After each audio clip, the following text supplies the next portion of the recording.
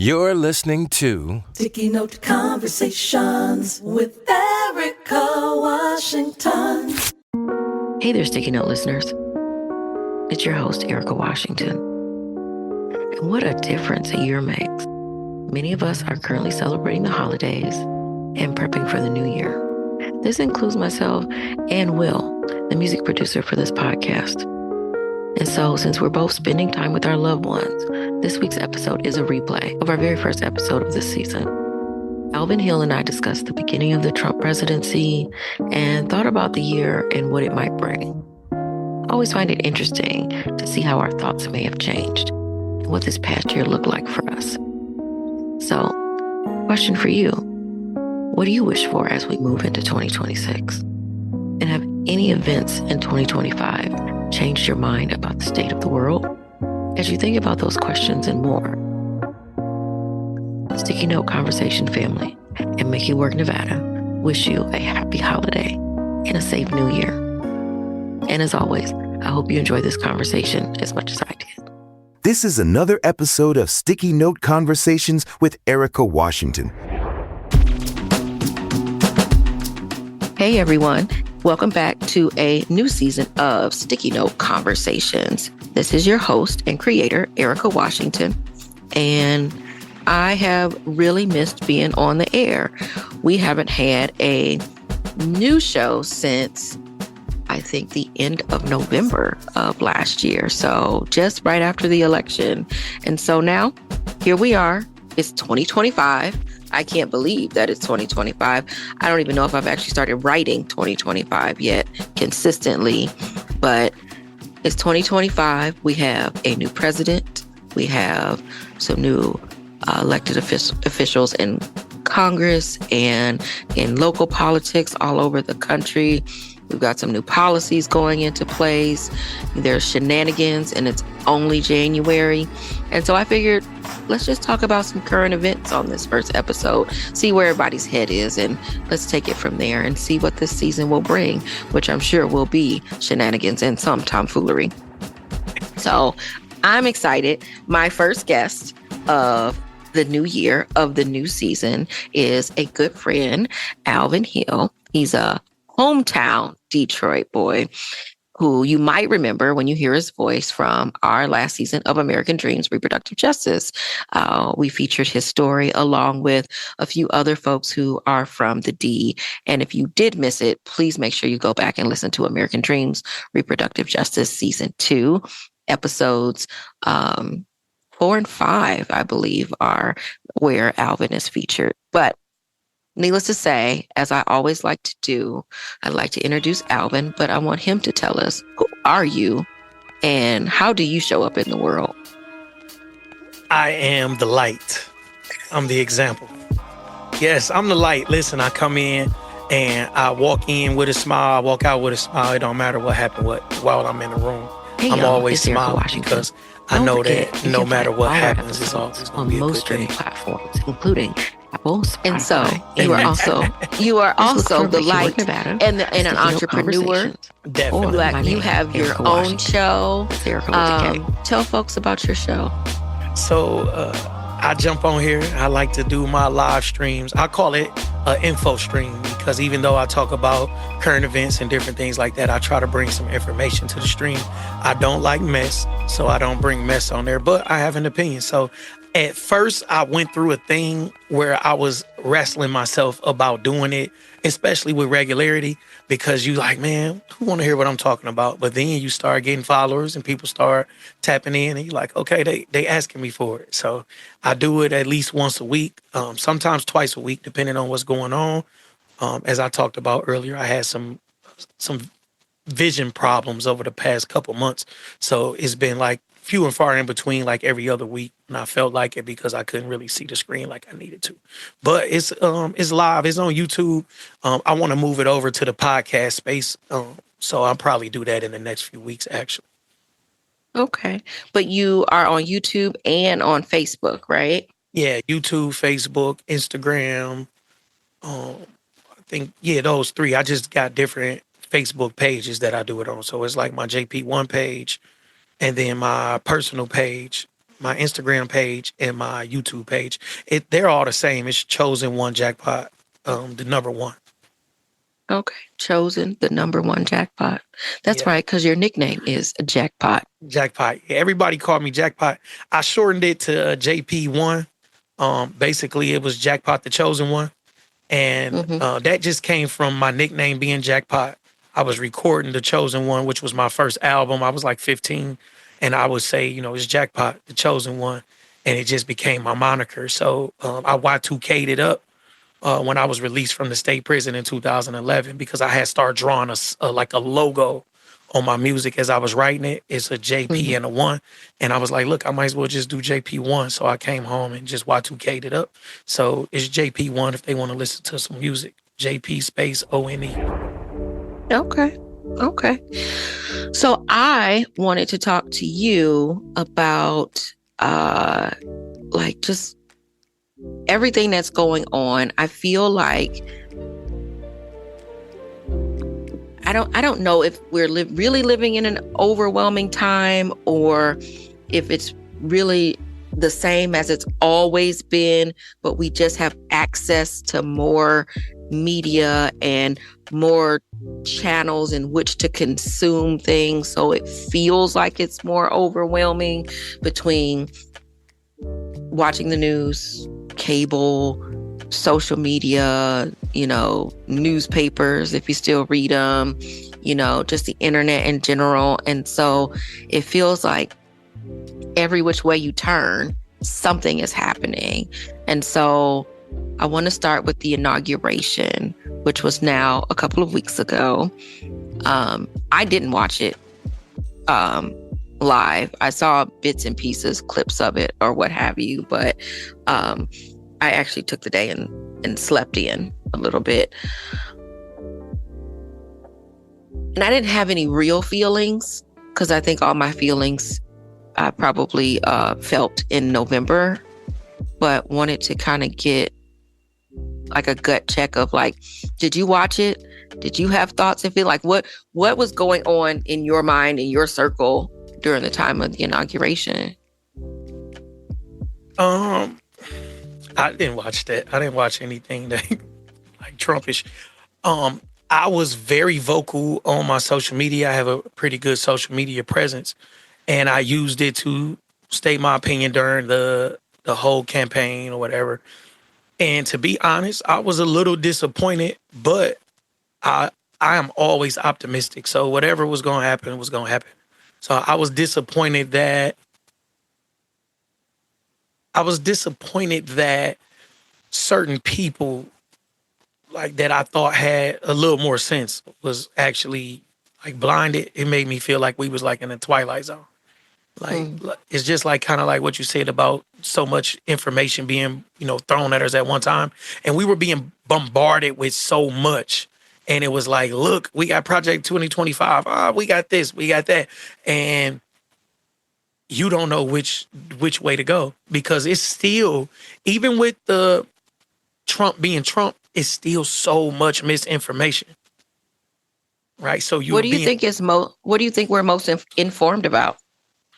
Uninformed, well, misinformed about? I feel like it's certain things that they're saying like, oh, Trump took away this or Trump did that. Like certain things, it's like people putting the juice on it.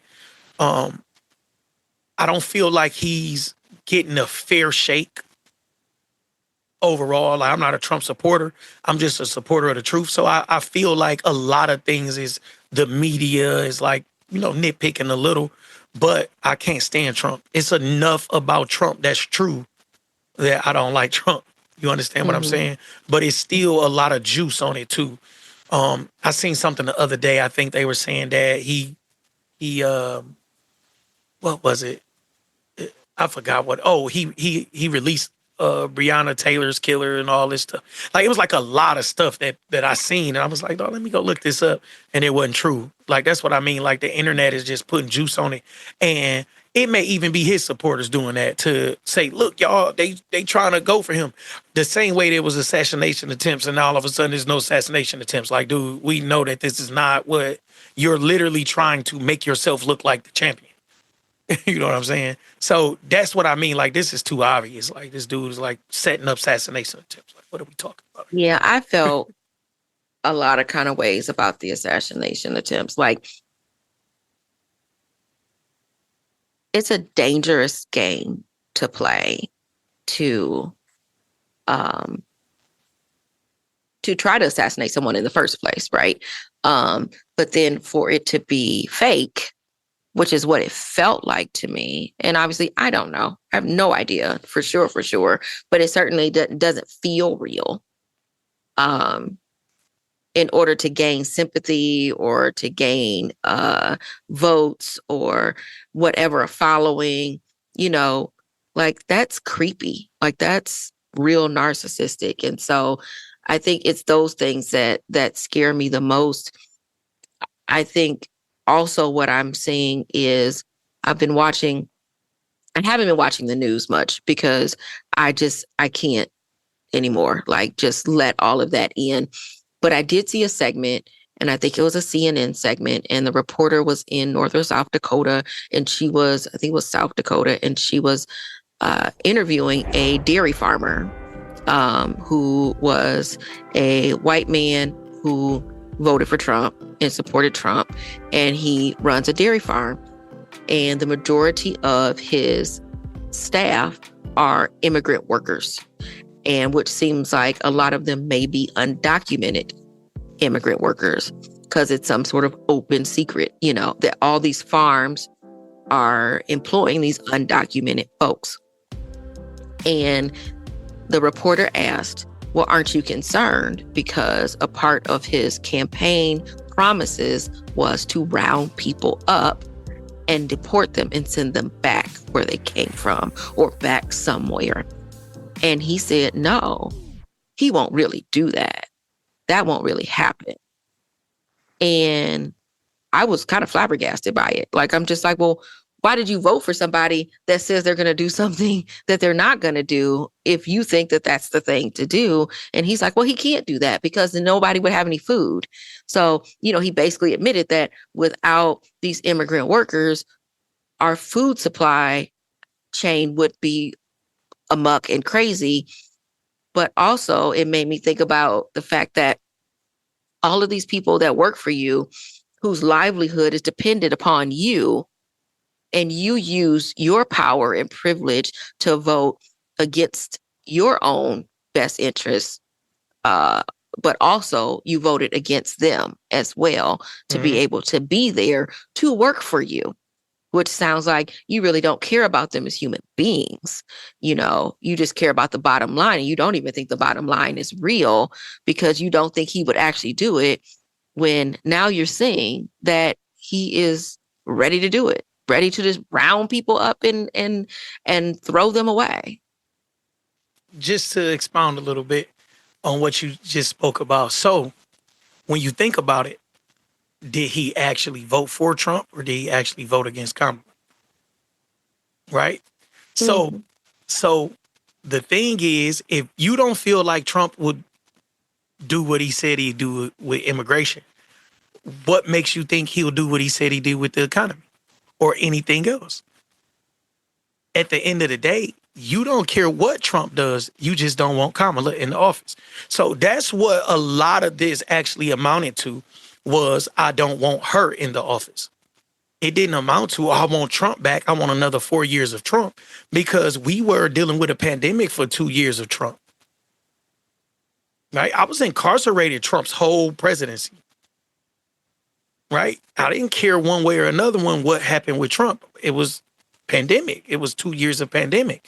So people did not care about what happened with Trump. Oh, the gas prices. It was pandemic time. Like, yes, the gas prices were certain. Yes, food would cost us, but nobody cared. The main thing was that Kamala didn't get in the office.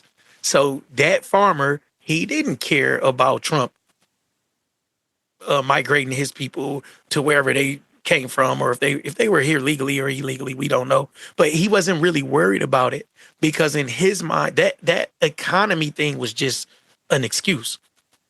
It was an excuse that everybody picked up from somebody else. Oh, the economy was better. No, it had nothing to do with the economy. That was Obama's economy. The first 2 years of Trump presidency, we were dealing with Obama's economy. The same way Trump just inherited a rallying economy. He didn't pick up an economy that was on the downswing. He picked up a rallying economy. So anything that happens now, we'll start seeing it, his last two, year and a half or whatever, we'll start seeing the effects of what he's doing now. But he don't care either way because he's not running again. He'd tear this place up and go about his business. Do you think if Biden would have stayed in the race instead of Kamala, that Biden would have won? You think it still would have been Trump? Yeah, Trump probably still would have won because Biden is incoherent. Biden should have never.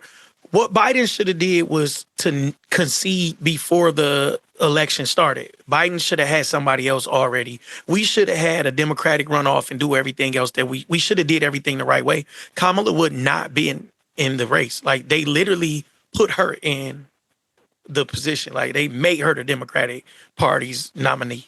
But she was the vice president, so you're technically next in line. Technically, but you still have. If he would have dropped out earlier, then they could have had it would have been you go through a democratic process. Technically, she's next in line if he couldn't perform his duties as president. She wasn't next in line to run for president. That's not what your vice president is there for. If he was to be, if anything, like, he was incoherent actually. We could see that he really wasn't there. She could be the president. That's what the vice president is there to take up. But it wasn't in her position. Is not that if he can't run for president next election, you can. It should have been a Democratic runoff. So you think that if he would have never said he was going to run for a second term, and all the people got in that thought they could win, and it was someone else. Because even if Kamala came in then, do you think that it would have been different for her if she would have come in and run in this way where it started, 2 years ago, I guess? Definitely. So that will give you, if you look at it, the Democrats didn't even get behind Kamala until the race got tight. We didn't hear Obama say anything for her. We didn't see it until it was like crunch time. So it was literally like, okay, you need us. We got to go for the lesser of two evils. I am not a Kamala fan either. I'm just I'm just less of a Trump fan. But in the end, she lost because she didn't have the leeway that she needed to run a proper race, and she didn't have the support she needed in time to run a proper race, because he should have never ran for a second term. Like, the man could barely hold a sentence. And it was like, dude, we didn't know this because they hid it from us. But you guys knew this. You should have never put him in front of people. There's that. And I think, Biden has obviously aged quite a bit. And I mean, I think the job ages everyone. Like, everyone comes out the other side looking like they've been there for 20 years and not 4. It's a stressful job. And I also don't understand why we're not skewing younger, because I watching multiple cycles and seeing multiple candidates over the years up close and personal, and seeing how much time it takes to run, even from afar, they're always on, constantly running for 2 years for this position. Even before we know they're fully running, they're running because they're doing a lot of fundraising and they're traveling and they're doing all this stuff. And then they're bouncing around from this state to this state to, this, whatever. And I'm not an ageist person. I think 80 is a fine age that I'd like to get to. But what I don't want to be doing is vying for a job at 80, and certainly not one where I am constantly interviewing for this job for 2 straight years. And it's time consuming and it's physically exhausting. And then you got to get in and actually do the job, right? And so it really doesn't make sense to me that we're not skewing younger to find some folks who, not just because someone is older, but also because it's just an exhausting job. And I just think that I think the age should be lowered too. Because I think right now, what is it? Is it 35 or is it 40 that you to be president? I can't remember. Let's It was a little bit older. might have been- But I mean, I think they can go down to like 30. yeah. Let somebody young get in there and see what they do. But I wanted to ask you about Snoop. What do you think about Snoop's decision to perform at the Crypto Ball? That's Snoop business. At the end of the day, I'm not looking at the celebrities as the trailblazers that everybody is looking at these celebrities as. These celebrities are here to make their money. They go with brands that align with their pockets more than their anything else. Snoop is a marijuana ambassador, a whatever. Before it was legal, like he was already like, look, man, this is what I do. So Snoop is Snoop. Like we cannot keep looking at these celebrities as the trendsetters that we want them to be. They maybe can trendset fashion. Maybe they can trendset some jeans or car styles or something. But when it comes to, they're not thought leaders. I don't look at Snoop as a thought leader. Right? Snoop is at the point where he's not even writing his own raps. What are we talking about? So at this point, and I'm a person that grew up on Snoop. So I'm a person that was rapping Snoop lyrics and, it was like some of the first album. The Chronic was the first album that I learned front to back and got killed for rapping it. Every cuss word, everything, right?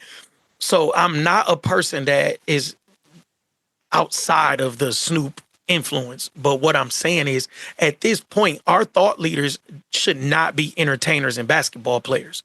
Our thought leaders should be thought leaders. Our thought leaders should be the authors, the scientists, the people that are actually thought leaders, not celebrities, not Instagram models, not reality show stars, not people like that. So people are putting a lot on these rappers and singers and booty models and different things like that to be somebody's leaders. And nowhere else is that the case. Like nowhere else is that the case. People look up to Tim Cook. Like, people look up to Jeff Bezos. We're talking about Snoop. Like, what? Why? Right? Why do you think there is such an fascination with celebrity and this idolization that we do as a whole look to them for guidance? And they may not be thought leaders, but in this day and age, especially, and I don't even think it's just now, I think it was probably that way also in the 30s and 40s and 50s. People care about what rich people are doing or people who seem to be rich, because a lot of celebrities also aren't as rich as folks think that they are. Yeah. So what do you think the fascination is? It is accessibility. The feeling that the accessibility come in many different forms. Before it was the music. You feel accessible to them based on their music. You feel like you know them because the music is a part of them. Like he beat a murder case. Murder was the case that they gave me. If you this and that, like Tupac was one of the first people that you felt like that about. Like I feel like I know him. Right. And then you realize even with me, once again, I'm of that culture. As I got older, I realized Tupac was just a really good actor. He literally was just a really good actor. Tupac was not a gangster in the sense of what I come from with gang members being like gangsters. He was just a really good actor. Whoever he was around, he was the best of that. When he was around gangbangers, he was the best gangbanger. When he was around Black Panthers, he was the best Black Panther in the room. Whatever it took to be the best person in the room was Tupac. And when you think about it, when he was amongst actors, he was one of the best actors in the room, right? When you think about it, he was just a really good actor. So a lot of these celebrities are really good actors. They are really good personalities. And we tend to take to personalities more than we do the arts or the science or the knowledge. So we see somebody like a Denzel Washington. We're not going to see Denzel Washington on social media doing TikTok dances. We're not going to see Denzel Washington doing a bunch of podcasts and interviews, but we'll see Snoop. We'll get some drama. We'll get, different things like that. So we feel more in touch and in tune with a Snoop or an Instagram model who's posting every day, where somebody like Oprah Winfrey, she may not post. Jay-Z don't have an Instagram account. You know what I mean? The people that's actually, and even though Jay-Z's a rapper, I consider Jay-Z to be more of a thought leader than Snoop, because he's going to touch on political issues. He's going to, say some things that resonate with the culture more. Where the culture for Snoop is low riding, smoking, and FDBs. So I'm just trying to make a level-headed analysis to where even though Jay-Z is a rapper or Nas is a rapper, it's like that's not a Snoop or a Nelly. Like, you're a party rapper, and that's fine. Like, go party. Like, I'm not worried about what you say. But do you think, I know, because for me, where I shop and what I watch and what I listen to, I do need it to align with my values. And so thinking about celebrities and how they skew in politics, where they stand, what issues they stand on, makes a decision of whether or not like I want to like mess with you, whether I want to watch your movies or listen to your your music or whatever that is. Like, I'm not listening to R. Kelly. Like, I'm just not. And I think there's room for separation between the person in the music or the person in the acting. I think there could be some of that, but also knowing that listening to his music contributes to their income or their bottom line is where the problem lies for me, right? So also when I think about Snoop or whomever, I care about how they vote. And it's not so much that I need them to be a registered Democrat or a Republican or anything. Like, you can be who you are, but, where do you stand on issues? Like, where do you stand on who you support and what policies they support and that sort of thing, because it affects my bottom line too in that way, because I'm a firm believer in removing that idea of one vote, one voice, like your vote is personal and it's just about you, because it's not. Mm-hmm. My vote affects you too, because I can't just think about how my vote affects me or my family, but it's a domino effect on how it's going to affect your family and your friend's family and all of that. And somebody could be affected in a really tragic way based upon me just being selfish and only thinking about what I need. And so wanting to know if people think broader, because an actor is an actor and an entertainer is an entertainer, but that's not all they are. They're still human beings. And even if they have a lot of money, so they're going to think differently about who they vote for, basically sometimes off of how much money they make and what tax bracket they're in. So they're thinking about policies affect them a little bit differently, but also are they thinking broader about the bigger community and not just in their bubble? Like, those things matter to me. So I guess what I'm wondering is there any sway with you, like with how celebrities turn out for whether they're supporting a candidate or showing up and being politically or civically engaged? Does that sway you or make you think about anything at all, or do you not care? I don't care. I don't give no weight to the celebrities. I don't think none of them real. I think everything is a show. All of them can be bought until they show me something different, right? So when you talk to a Nelly or Snoop, they're going to tell you, well, I got $1.5 million. Like, I don't have $1.5 million. I'm just saying I don't have it to say, well, don't go there. Don't go perform for Trump and I'll give you 1.5, right? So if it give context, it's the same thing as like me being from the streets. I'm very big and vocal about not dealing with rats, right? Not dealing with snitches. And even though I've changed my life, I haven't done anything illegal in years and years, but that's something that's dear to me, that it's a personality thing. So I look at celebrities like, look, at any moment they could be rats. At any moment they could be working with the feds. At any moment, I just look at them like I'm not connected to them. Like, I have no connection to them. I don't feel connected to celebrities. I am not I'm going to tell you the last celebrity that I was a genuine fan of. I'm a fan of LeBron James. I like LeBron James. That's the only person right now that I'm like a genuine fan of. Like I stay up late and watch his games. Like, we 3 hours behind here and I will watch the games. I hate when he went to the West Coast. Like, dang, I got to stay up late. But I'm a LeBron James fan. I basically grew up with LeBron James. We're the same age. So I am a LeBron James fan, but I'm not I won't even say I'm not a personal fan because he's done nothing personally to make me not a fan. So even when people talk about LeBron, I talk about how LeBron has actually stood up for certain things that Jordan would have never. I'm a Jordan fan too, but I'm just saying it's things that LeBron does that other celebrities won't do. And so I like LeBron for that. But other than that, I'm a Kobe. I was a Kobe fan. Rest in peace to Kobe. And I was a really big Nipsey Hussle fan because he was very vocal about his gangbanging. This is what I grew up on. He had sense and he talked to his people. And so I've always done that myself. Like I've always felt like even though I'm in the streets, I got some sense. I don't have to be dumb or dumb myself down. So after the Nipsey thing, like Nipsey would have never.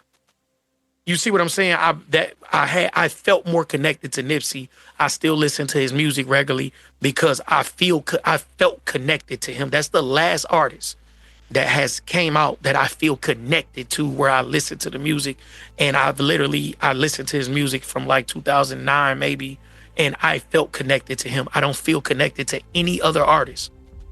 I'm just being honest. I don't feel that connection to any other artist to where I can relate to being in the streets, being in a gang, it's like where I felt like, okay, I want better for my people. I want to do better for my people. So with Snoop is he's a jester to me. Like he's a part of the minstrel show. Nelly is a jester. Like I don't think of Nelly like I do Nipsey Hussle, where I'm looking at your character and saying, this is why I rock with you. And somebody told me that as an artist. I bumped into somebody and I was trying to sell him my new CD. And I was like literally trying to sell him this CD. Like, man, I'm this, that, and I'm such a good rapper and I did this and that and that. He said, nah, JP, I know you. He said, man, I rock with you. I said, yeah, man, because the music. He said, nah, I rock with you. No joke. When he explained it to me, he said, no, I rock with you. I rock with what you stand for. It's a difference than me liking your music. I can like R. Kelly music, but I don't feel connected to R. Kelly. I've never liked young girls. When I was in high school, I liked older women. So I don't relate to anything that you got going on outside of this music. Mm-hmm. But I like your music. And like Snoop, I like some Snoop music and I like some Nelly music. But I have no connection like I had with Nipsey, where I can put his CD on and listen to the whole CD and like, dang, I rock with this. I feel this. Like, so I don't know. I don't know if anybody have that type of connection with Snoop. If Nipsey was still alive and he made a political stand on one side or the other, would that have made you think or swayed you in some way? Nah, he made a stand in the last political election. He said, F Donald Trump. F Donald Trump. I was like, yeah, that's what I'm talking about. So, see, when you have that type of connection, I don't think he'll do anything that's that far away from what I feel I would do. Mm-hmm. Even the way they say he passed, if you just realize what I just said about rats. Dude was in it. Look, man, I heard they say you ain't right. Your paperwork ain't right, man. You know what I mean? I'm like that type of person. So when I say that's the last artist that I felt connected to, I mean that's the last artist that I listened to. I've met Nipsey, I can't say I don't know what he would do because he's a human being, but that would make me feel like, okay, now I don't know if that was a genuine connection. If you do something that far off of what I feel like you would do. Mm-hmm. Right? Like people hated Kobe, right? I didn't see anything wrong with Kobe. Kobe, he had some of his own indiscretions. People hated his personality because he was an introvert when you really think about it. It's literally just people are so used to other people being in his position, being a certain way. Like even LeBron is happy-go-lucky, high five, he hang out with his teammates and he's friendly with them. And, Chris Paul is my best friend and D-Wade, he's that person. And Kobe like, nah, I just get up, I go to the gym, I do such and such. You see what I'm saying? And even though I'm not necessarily that type of person, I understand that type of person. Because if I had everything the way I wanted it to be, I would be more of that type of person. Right? That makes sense. And I think to your point about introverts, people, because I'm an introvert, so I know firsthand that people can think that you're just funny acting because you're not saying a lot. And you do more watching than you do talking. And that's just naturally who I am, which is, I think, part of the reason why I was always attracted to journalism in the first place. I get to ask the questions. I don't have to be the center of attention. I don't want to be 9 times out of 10. But I know that I have come across as aloof or, unaffected or, whatever, because like I don't have anything to say, and not trying to just make weird small talk because then it's awkward and then I feel awkward and the whole thing is awkward. So imagining a celebrity being that way because they're good at their job, but then just the outside regular world being weird and they're sort of awkward with it. And then people are like, oh my God, I met such and such and they were so mean or they were so distant and I don't like them. And then based off of that 2 seconds, someone's made a whole judgment about you and then talked about you on the internet. And now everybody thinks this because of, this one interaction or 2 interactions. But in reality, you were around me for a few days. You probably seen that I'm more introverted than you would think from the interviews. Like I literally found my corners. If you think about it, I found my corners. Even at your office, I found my corner. Oh no, that was one day I was like, where is Alvin? Yeah, Has anybody seen him? Where did he go? Yeah, I found my corner. When we went back to the hotel, I found my corner. If you think about it, I always find my corner. But when it's time for me to have these type of conversations, I don't mind having them. But if you're around and I wasn't there for that, I'm finding my corner. Mm-hmm. Like, you know what I mean? So that's what I mean by I understand it. If I was in that position to where my family depended on me doing my job a certain way, I'm going to find my corner. I'm not hanging out with you because if I hung out with you and broke a leg tomorrow or had gotten into a bar fight and broke my hand and I had to miss money, you're not going to take care of my family. Right? So his mindset was very much mature for him going to the NBA at 18 and learning a lot of lessons early. If we think about it, he retired at 38? I'm 40 now. You know what I'm saying? So for him to retire at 38 and to have this much, when everybody's opinion of him is so consistent. I'm me. I'm not being funny. I'm me. If your opinion of me was different than Sincere's and Shaka's and whoever else's, I'm not being sincerely me. But if everybody's opinion of Kobe is consistent, that's nothing funny. It's like nothing. It's not funny acting. I'm just me. You can love me, hate me. I'm just me. I'm good at what I do. But I like being alone. I play a team sport, so I have to be on a team with y'all. And I do the best I can do with my team. But if I do this, I'll get like-minded people. Like they said, at first, they were like, Kobe tripping. When they went on the USA team, oh, Kobe tripping, And then, like, Melo then was like, dang, this dude in the gym at 3:30, 4 o'clock in the morning, we tripping. Let's get in the gym. Like, you're either going to take the good with me, or you're going to stay over there. I don't have to fit in with you.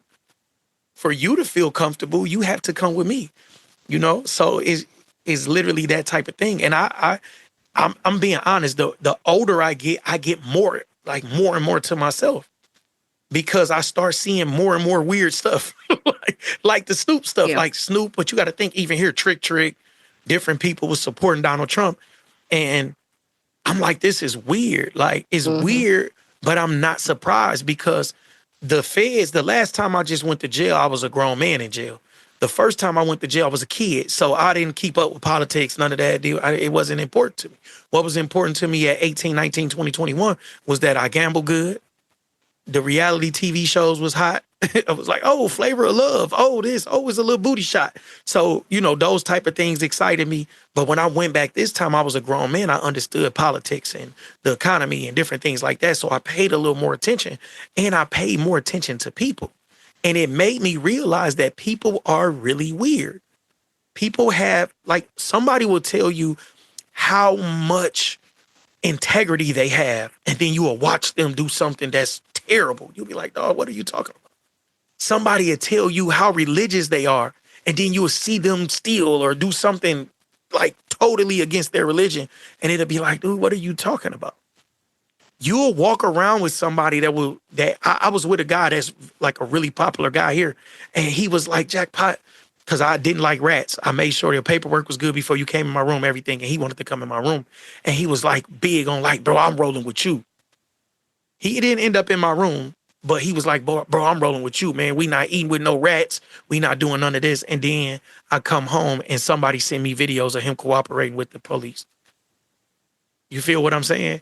That's weird to me. But you did this for a couple years, or he may have did like 9-10 years. And these 10 years you've been, man, I ain't rocking with no rats. I ain't doing this and that.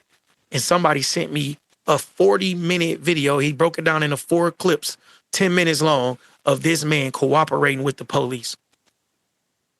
Right? That's weird, but it didn't surprise me. One of my other guys, he literally cried on the phone with me. He said, I can't believe this, bro.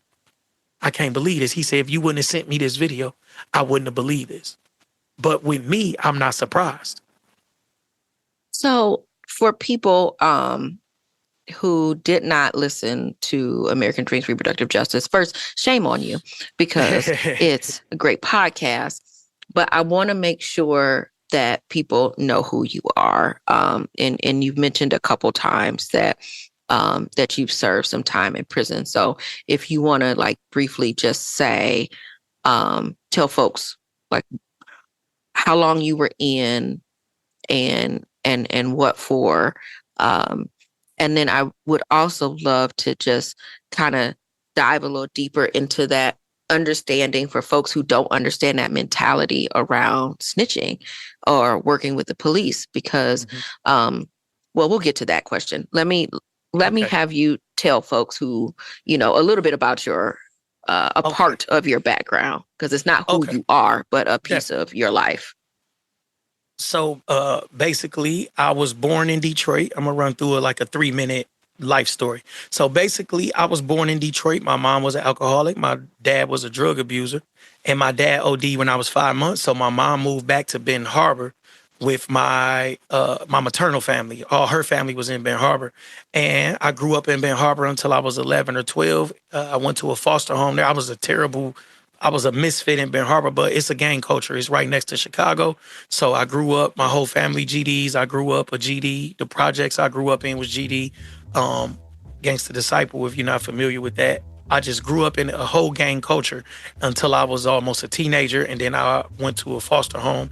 And it was still gang cultures in Battle Creek. But I went to a foster home. Then I spent time in juveniles, boys' homes, family homes until I was 18. And then I went to the state prison for 9 years for an armed robbery home invasion. I did that 9 years. I came home the day after my 27th birthday in 2011. I was home about 4 years and some change, maybe 4.5 years before I was indicted. I was indicted with a federal case for selling pills, basically. It was dealing with scripts and pills, a whole bunch of stuff. But I fought a RICO case, and I pled out to conspiracy. I ended up with 60 months in the federal prison. I went to Milan prison, and I got an associate's degree in Milan prison. I met a few good professors who were very instrumental in me changing my mindset in my life.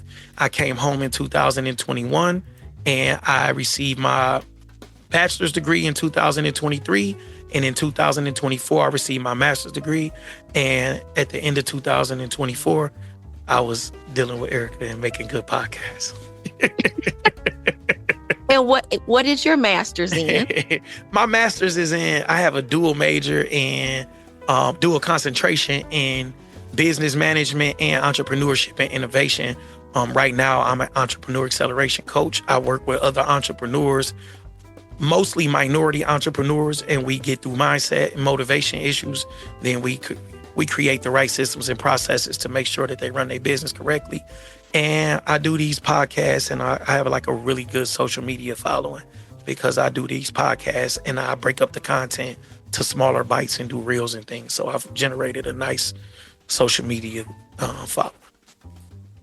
Thank you. And so now I want to ask, because I think when people hear about snitching and they're like, oh, that's a culture of not snitching, but people should want to tell the truth if something is happening. And how do you, live with yourself if, this crime happened, but you won't say anything about it because, innocent people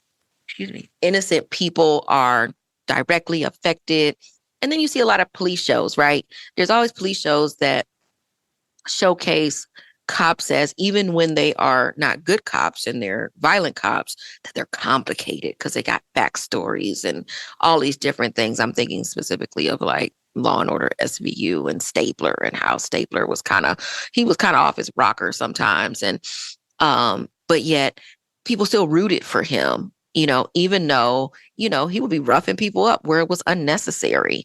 But people understood it, which I think leads to how people view cops in real life and how they view quote unquote criminals in real life. That if the cop says you did it, you must have did it, or if you are a snitch or a CI or something, that because you're trying to help, but also, it's good for the community. But then you've spent a lot of time talking about, you don't like snitches and you don't want to deal with snitches.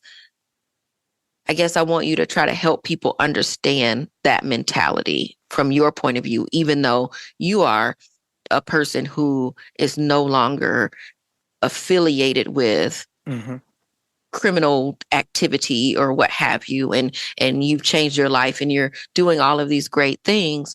Why is that piece of mindset still the same for you? When I speak of snitches, I mean people that are in the culture, in the lifestyle, and they change up and they go tell on somebody. I don't mean somebody who report a crime. So my brother is a financial advisor for Edward Jones. And if I ran into my brother's home right now and I was bleeding and I was like, bro, they stabbed me. And my brother looked on the news and he seen somebody was just killed on the west side of Detroit, and the victim stabbed the perpetrator, and he called the police on me, I wouldn't be mad at my brother. I would have no hard feelings against my brother. My brother is a law-abiding citizen. My brother, he has the right to use the police to his discretion, and he can do what he want to do. I would have no hard feelings if my brother wanted to come see me while I was locked up and talk to me. We would have a good conversation, and I will apologize for bleeding all over his nice alpaca carpet. So I'm just giving you how I feel about it, right? So now if I'm with my younger brother, who's a bit of a hothead, and we have to do something like that, and my younger brother get caught driving away from the scene and I'm going the other way, and he say, well, me and my brother stabbed the guy and he stabbed us back or whatever. Now I got a problem. Bro, you did that with me. You should have shut up and took that case, and we'll work on it, and we'll get you a lawyer, work on the back end. That is the difference. So if the lady up the street called the police on me and she said, this guy up the street is selling drugs on my block and I want him arrested, I'm not looking at her like a snitch, because I should have had my stuff a little more together to where a citizen did not see what I was doing illegally. I done a lot of illegal stuff and I was trying to be as slick as possible. So that is the difference. For you to be in the culture of the culture and for you to be a criminal and for you to turn on other criminals is the person I'm talking about. So while we talking about cop shows, let's say I like the cop shows. I like Chicago PD, Law and Order. I like all of the cop shows. So let's say the police was doing something crooked and the police told on them that was doing something crooked too. I'm going to feel like you're a rat. But if you're the police and you're a police that stick to the code and go by the rules of the game, and this other police is crooked, I'm not looking at you like you're a rat. But if you are doing illegal stuff too, And then you go tell on that person, and I'm be like, look, dude, you a rat. That's just how I feel. Now, what makes me feel that way is the feeling that a rat is a snake. It's a person that only cares about themselves. Even when I talk about Trump, right, to get back to the political thing, my thing with Trump is that he's not a man to me. What a man is to me is somebody who takes responsibility. So if I did something like that and I had a co-defendant and I went one way, he went another way, I got to take this heat because that's what a man does. Right? Now, if we pull up to the bank, you run in that bank and you rob that bank and jump in my car and I don't know you robbed that bank and we pull off and they pull me over, I'm saying, I don't know what that idiot did in the bank. Right? That don't make me a rat. Now, if we went and robbed that bank and I told them, yeah, we went to rob the bank and JoJo went up the street, that's a rat. I'm just saying people have to know the difference, but you have to be of the culture to understand the difference. No, Right? I think that was a great explanation of it. And I think that makes a lot of sense because, yes, saving your own neck when you was a part of it, as opposed to someone reporting something that they saw that they have nothing to do with. Exactly. Or if you get caught doing something else and you tell them, like, it's been people who have caught cases for, let's say you caught a case for selling marijuana. And you like, look, I don't want to go to jail. Most guys don't want to go to jail. They're not scared of jail. They scared of losing what they have out here. So you might have Kiki over here and you don't want somebody like me humping on Kiki. So you going to go tell so you can get back to Kiki tomorrow, right? So now you working with the police. What happens when you work with the police is that you're always working with the police. Just go get a badge because they're going to always assume that you're going to help them. Hey, so we heard this. You've seen it on those shows. Like, hey, you don't even have to be a informant for them. Like they'll send their friends at you. Hey, we know you worked with such and such at the 6th precinct. We need some help at the 9th precinct. Like now you just work with any police. So because they already know you don't got no backbone. You know, when I caught my Fed case, they ran down my other cases to me or whatever I've been through. I say, look, man, you looking at my rep sheet, you know I ain't gonna talk to you. What we sitting here for? Like, you know, if I was that person, I'd have been that person 10 years ago. Like, he said, well, you got kids now. Yeah, it ain't gonna matter, sir. Well, speaking of this sort of segues into what I wanted to also talk about in thinking about the removal of the DEI program from many of places, right? Which is the diversity, equity, and inclusion programs that a lot of them were installed in 2020 as a response around George Floyd and Black Lives Matter protests. Many of it probably was done more for cosmetic purposes and not actually to make change in our communities and in the corporate world. So with policies at the federal level coming down and basically telling folks that they could remove it, and many of them just did, because I don't think no one was forced to, right? No one was forced to do anything. They could have kept their program, and some did and some didn't. I have been looking at social media, specifically Tabitha Brown. And I will start it off by saying I'm a fan of Tabitha Brown and have been since the pandemic. I think she is a delightful person. And I think that, and I love a lot of her recipes. I am also a mostly plant-based, not quite a vegan, so won't call myself a vegan because I'll dally with an oyster every now and again and other meats if I am actually getting a craving. But 90% of my life is plant-based.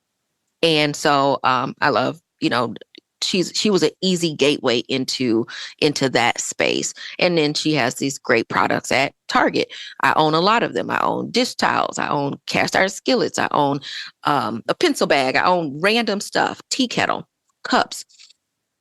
And now Target has rolled back in a way their DEI program. And she made a post and she didn't really say anything. She just sort of made a lot of facial expressions and rolled her eyes and was eating some grapes. Like, it was obvious what she was saying. She was annoyed, right? And then she made another post where she talked about it. And she's like, I understand that everyone has control to do with their dollar what they need to do with their dollar. And you should control your dollar. And if you choose not to spend it at Target, I completely understand that. And I don't blame you. But also remember that not just me, her, Tabitha, there are other Black-owned businesses, Black women-owned business, other folks that might be in the LGBTQ community or elsewhere that have products inside of Target or other places that this is their opportunity to be able to sell their stuff, in thinking about what it means to do like selective boycott. So maybe still going to Target and purchasing those items and those items only, and leaving the other stuff on the shelves and getting them elsewhere where you can. So, there's the Lip Bar, which is a cosmetic line that's Black owned, owned by a Black woman from Detroit. And she has a lot of products in Target as well. And she made a statement. Hers sounded a little more iffy to me, but regardless, I actually just bought something of hers for the first time at Target, like right at the beginning of the year. And then I got something at Tabitha's too.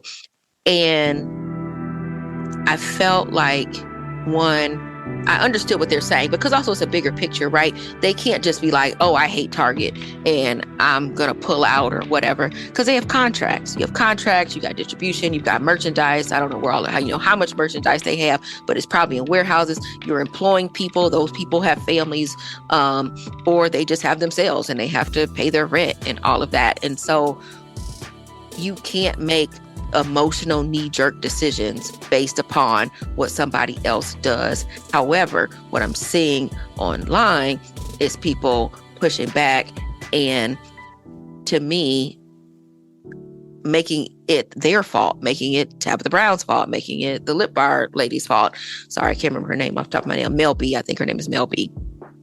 And wondering, like, do you think we should be boycotting? Do you think that it makes sense for us to boycott? And I mean, is there a need for this push for Black folks specifically to boycott? Because DEI isn't just about Black people at all. Diversity, equity, and inclusion isn't just meant for Black folks to end up in spaces. And a lot of times I think that's how it's skewed. But it was meant like minority, and I'm using that in quotes because I also hate the term minority, but it also includes women. It also includes white women in these spaces as well. And but for a lot of time, it feels to me like there's this onus and there's this weight on us, especially me as a Black woman, to feel like we have to respond a certain kind of way. And I feel like that's how I was feeling it for Tabitha Brown and others, is that the weight is on them. Like, what you about to do? You ain't about to do something right now? And if you don't, you a sellout and you don't care about us.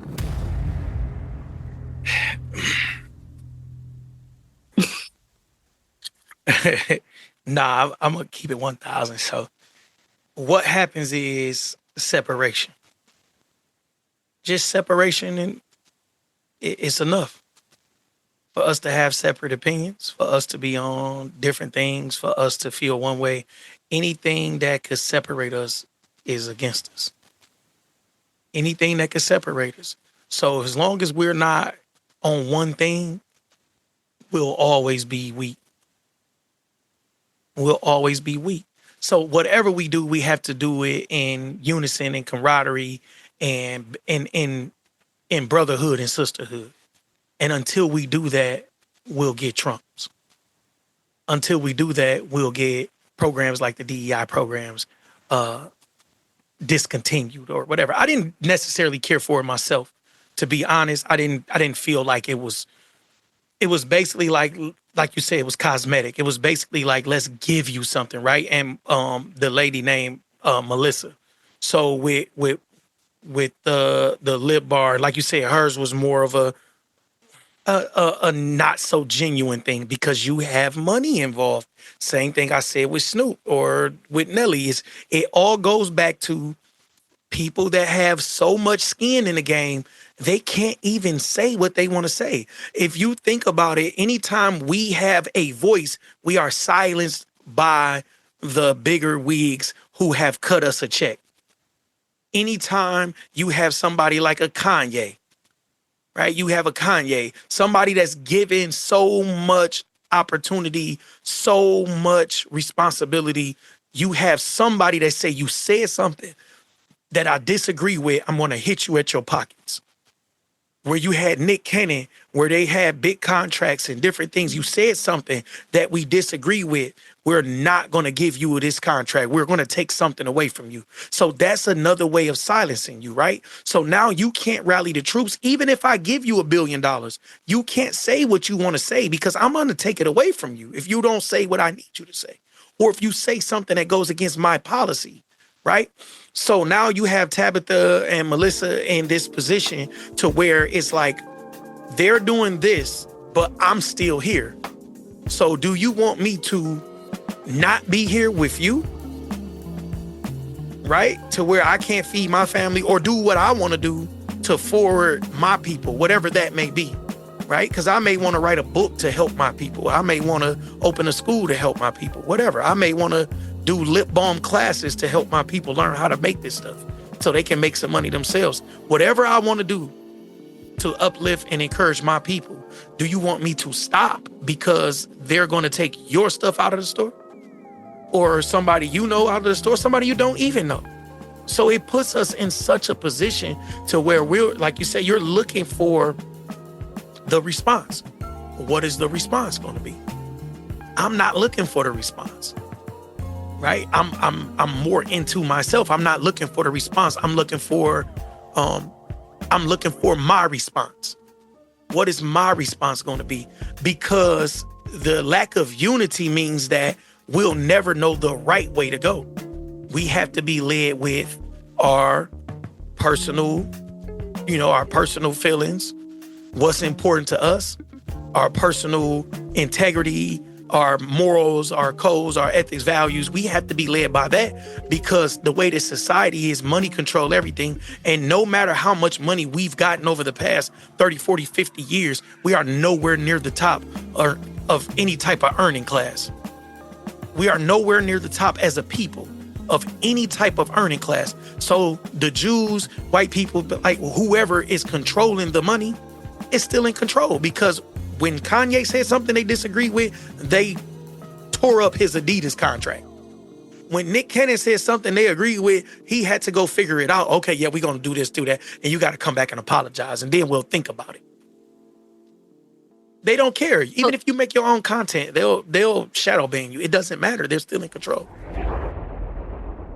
That's true that we don't have control. So then how do we get control? I guess is the question. Then, do we boycott? Do we selectively boycott? Like, how do we support each other so that, but what does that actually mean? Like, what does that look like? What it looks like is you don't need Target because you got Amazon, right? You got other things like that. But if right? Amazon is on you got your own website. BS too.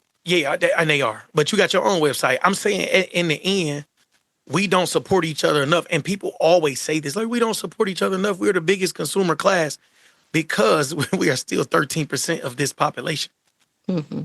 And I don't necessarily agree with that statement because I think that we do support each other and the people around me support Black business. I support Black business. Yep. I am very conscious about where I spend money and it's obviously not always possible, but where it is, when it is, it's my first line is it Black owned? Is it woman owned?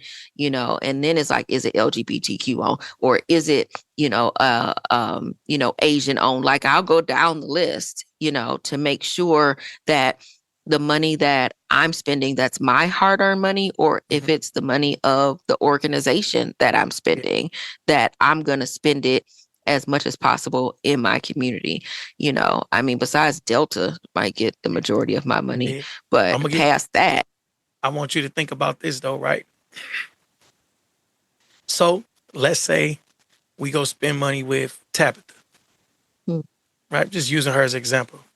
Let's say we all say, look, y'all, we only buying Tabitha products, right? We give Tabitha $100 million, $200, $300, $500 million a year. And Tabitha go right and buy Gucci product, Fendi, whatever, like, right? So the money never come back the way it left. So no matter what, we go support Black, and they go buy whatever they want to stunt on us. I ain't knocking it. I'm just saying, I ain't knocking it. And I'm not saying all Black business owners do this, but I'm saying without the unity of you support Black, I support Black, we support Black, it's still, it's like throwing money out the window. But there's only so much, right? You know, because I support Black, but I do have Louis Vuitton and I do have Coach, because I like Coach, you know, and all of that. But it doesn't mean that, because there has to be some balance too, right? Because there's no way for us to be completely self-sufficient in that way. And we should be able to spend money wherever we want to spend money. And if Tab or whoever wants to buy a Gucci bag, to buy a Gucci bag, but also. But says who? But says who? But see, it's like, you got Glamourholics here. You can go get a Glamourholic There's bag. a free market that you can buy from whomever you want to, because also based on quality, right? Just because I say that I support Black business, I support quality too, right? No, definitely. And so I want to make sure it's quality no matter who it is. But you can get a Glamourholic bag. Yeah, I mean, I get a lot of different bags. Like, I want a variety of bags, mind you. Like, I need. No, I swear, I totally feel that. I'm just saying. But I get you. I just think that I'm agreeing with you. There's only so much we can do. I'm hoping that she is also, and other Black entrepreneurs are also pouring back in. I am also hoping that even like Snoop Dogg, who did not technically perform for Trump, he performed at the crypto ball. The crypto ball was not but I don't think Trump was even there. And Trump has been, or Snoop has been involved in crypto for a while. So, you know, these also might be his people, right? That whatever money he got from that, he could then pour into Black community. And so then does that make it like a null and void sort of event then, that it doesn't matter as much?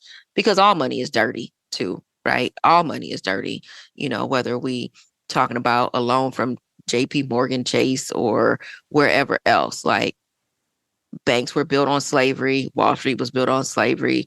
All of this money is dirty. So I guess it comes down to, is it okay to then take this dirty money and then use it to benefit your community and your family, to move yourself and your community into a next generation of better income levels? Most definitely. I'm not, like I said, I'm all for it. I don't trip. I'm not looking at anybody.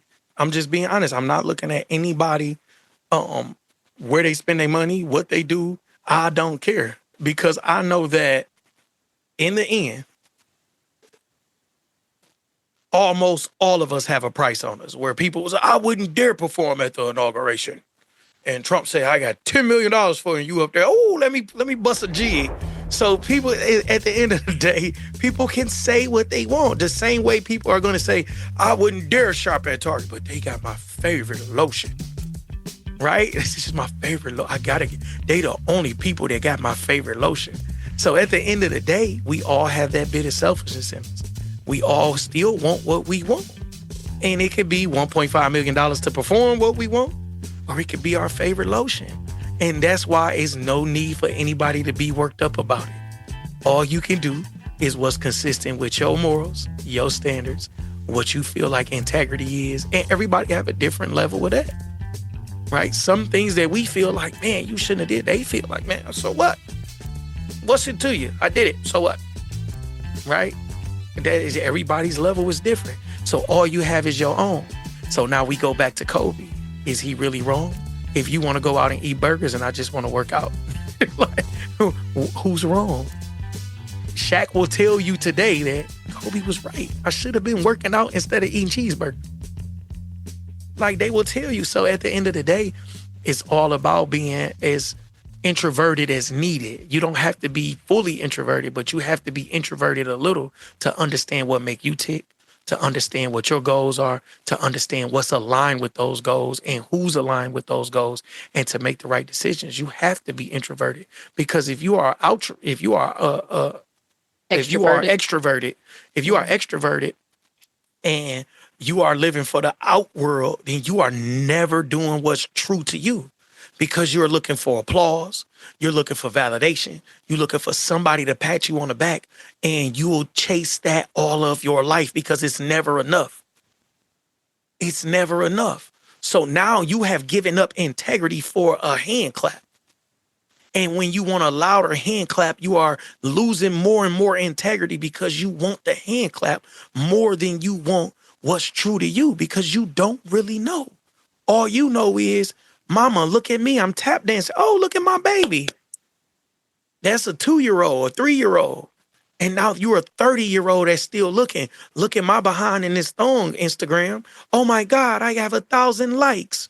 Look at my followers. It's the same concept. If you are living for the rest of the world and you are extroverted in that form, like truly just living for the other people, and you want to be involved with everybody else, and you want to be out every night, unless you're a club promoter, you ain't got no reason to be out every night. Unless you are getting paid to do walkthroughs and performances, you have no reason to be out every night. But if you are always looking for those hand claps, and you are always looking for the limelight to shine on you, then you are that person, and that's fine.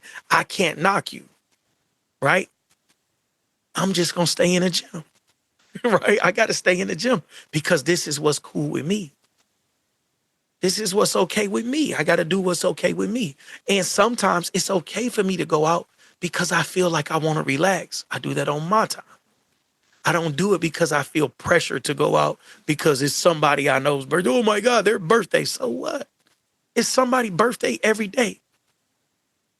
Right? Yeah, It's somebody's birthday. some people suffer from FOMO, and it's that fear of missing out, and they always have to, be in those spaces, and I can understand that for them. It's not me, but I can understand the idea of feeling like you're going to miss something, or if you're not a part of it, that you'll get left behind, because it also is in a lot of different sectors.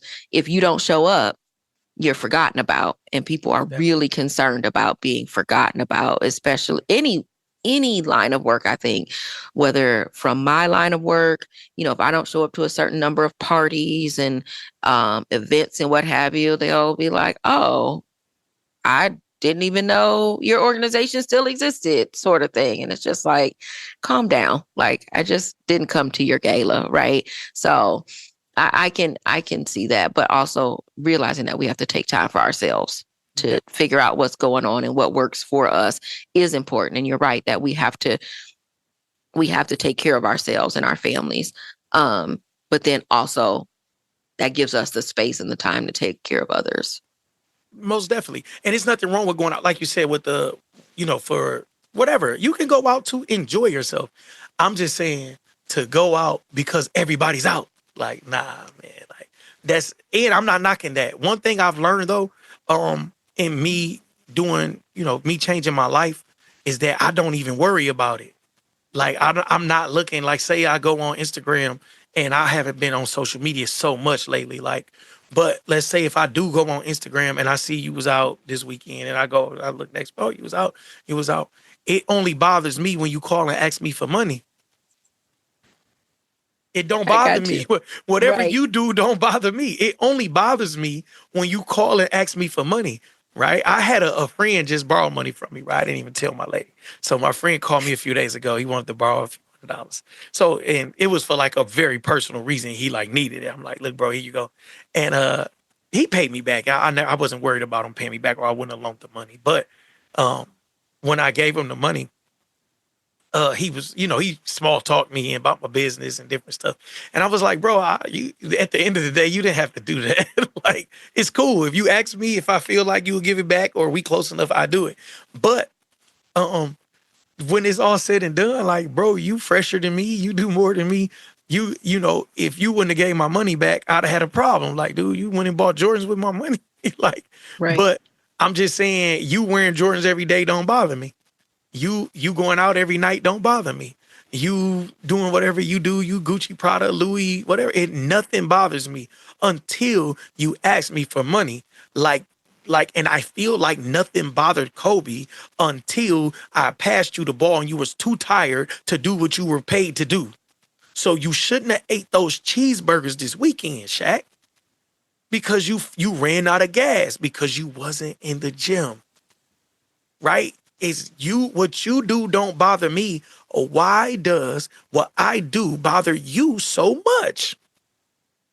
What I you get do it. doesn't bother me until I need you to perform and you're not up to the task that you were paid for. I didn't ask you to go mop the hallway. You didn't get paid for that. I asked you to hit a free throw. I asked you to play defense in the fourth quarter, but you're not in shape to do this. So yes, I have a problem with you because this is affecting me now, right? So I am in my own world. I am in the gym at 3:30, 4 o'clock in the morning. I'm not bothering you. I didn't call you and wake you up. I go crazy. Like if you ever see my posts, I be up so early, even on the weekends. I'm like literally going crazy because it's stuff that I have to ask people that I'm like, dog, I gotta wait. Now they let you schedule your texts and stuff. Look, But schedule your text. That way you ain't sending somebody a text at 4 o'clock in the morning but I looking forget. crazy. Like I forget everybody not up with me. Like, so it was like bad till somebody told me like, bro, why are you texting me at 4:30 in the morning on Saturday? I'm like, dude, I'm up. Like I'm up. Like, you know what I'm saying? No, I got you. I got you. Well, Alvin, this has been very enjoyable. The only thing we didn't get to, because I think we've run out of time. You can edit it. You can edit it. Get to it. I can edit it. Edit it. Let's Are you on TikTok? Yeah, I'm on TikTok. I'm TikTok. Okay. So did you see Hillman talk? I don't know what that is, girl. I'll go on TikTok when I post. Let me. But I did look it up. I did look it up, but it was about the women and the universities. The women. Well, what it is that it's an organic post from a professor at a college. Her name is Dr. Barlow. She made a post introducing her syllabus for the upcoming semester of her class, which is an African American Studies class. She meant that post for her students, like her in-person students. And so she made a page so that her students would, I think she was just trying to be in touch with them or whatever. But TikTok doesn't really control where things go. Like, it's not like Facebook where usually only your friends see stuff, right? And so 1 million people saw it. And people got excited. They were like, oh, okay, I'm for your class. What we talking about? Like, people are like, yeah, I want to go. And she was like, what is y'all talking about? No, I'm like, no. This is, this is just for my students. And so she didn't have this expectation. And so from there, other professors on top of other professors on top of other professors started saying, oh, well, I'll teach a class too. So now there's hundreds of professors, doctorate level professors, teaching classes on TikTok. And they named it Hillman Talk, off of, Hillman, different world. And there's a mascot, Black Panther, and they got a crest. And so if you follow the hashtag, somebody has made a spreadsheet with all of the classes, with all of the professors and their handles, and they're doing lectures on TikTok. I listened to 2 lectures this morning. Oh my God. Teray, which is he's a podcaster. He's doing a class on the origins of like hip hop. I can't remember the name of his class, but it's something to do with the origins of hip hop. And so I listened to his lecture. I listened to Dr. Barlow's lecture about Childish Gambino this morning, and they were interesting. And then they have reading and they have like homework. Like here are all the books, here's some articles, here's some links to stuff. And, and it's this, I think people are craving knowledge. Yeah. But it's also Black centered, Black woman centered, and they've got electives. You got people coming on like I am. They had someone come on and they're like a guidance counselor or whatever. Hey, reach out. We've got some, different spreadsheets to help you find your classes. And if you end up scrolling, people are like, oh, I was auto enrolled. Because next thing you know, you just scroll and it said, welcome to Fritch 201 or whatever. But you've got some people teaching French, Spanish, yoga, gardening, a few African American studies classes, music theory, and they're taking it very seriously, right? And I find it fascinating. Like, I am fascinated. I'm so fascinated that I actually think that I might actually volunteer to teach a class, because I think it's just such an interesting way to connect with people. And everybody is really good at something. Like, there's some folks on there that are teaching folks about like G Suite and MS, like Word Suite or whatever, with like PowerPoint and spreadsheets and all of that. Like, if you like, she's like, I'm certified in X, Y, and Z, so I can help you with all your spreadsheets and how to do your formulas and all of that. And I think it's amazing. I think it's absolutely amazing. And You just gave me an idea. I should do it for high level. You could do that. You could become a Hillman, Hillman talk professor and teach a class and get some people to learn about how to Automation systems and processes. That right there, what you do. You can teach them how to do that.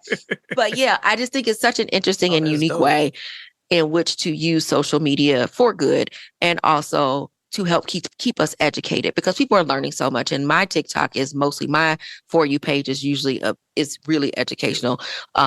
Folks are all the people who even have like the messy tea and stuff, but it's usually about historical figures like old presidents and, dumb stuff they did or affairs they had, little stuff like that. But, I don't get like a lot of like the TikTok dances or stuff like that.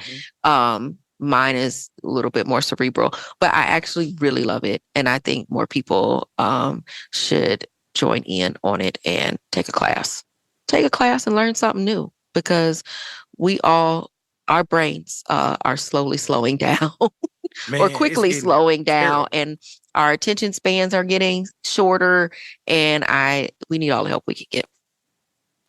Most definitely. And that's a great thing I'm gonna do. I'm gonna figure out something. I want to get on that thing though.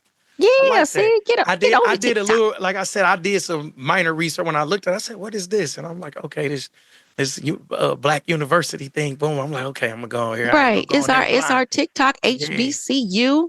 I love it. Yeah, and we need that. Like, we need that. We need that. That's what I'm saying about, even to give Trump so much attention. Like, I'm literally about to get off here and do a story about the Hillman top.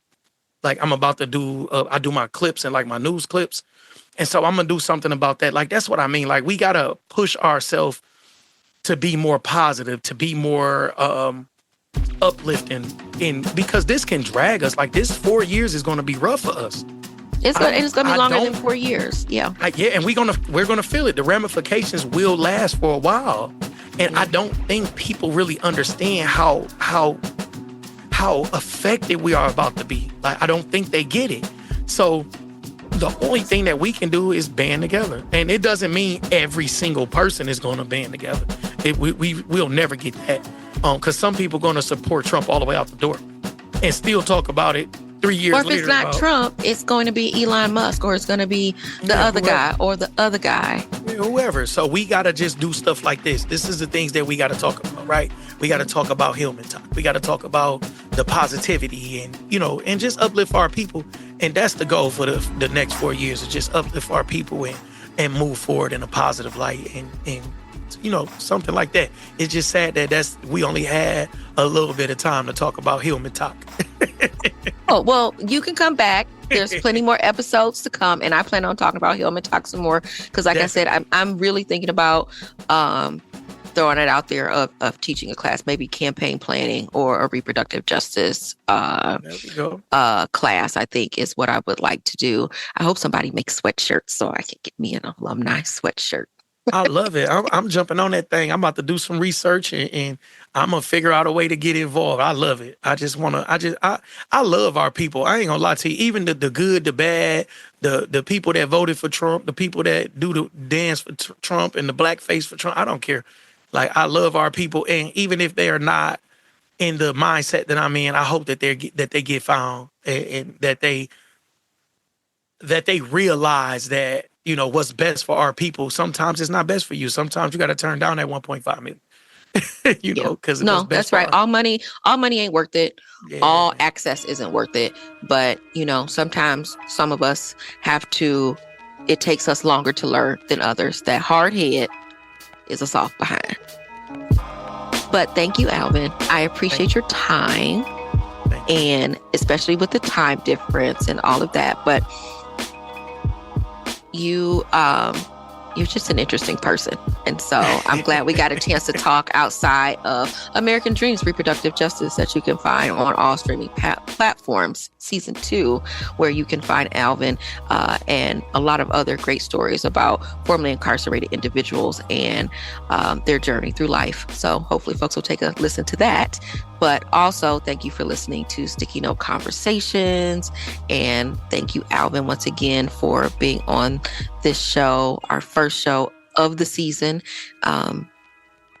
Hopefully you'll come back. We'll talk about Hillman Talk. You'll be in the middle of your semester teaching a class, and we can compare notes and see how it's going. Most definitely. I'm about to get on it. No joke. Soon as we get off. So y'all enjoy these shows, and I'll see y'all soon too. Thank you. Thank you for having me. Thanks for listening to Sticky Note Conversations with Erica Washington.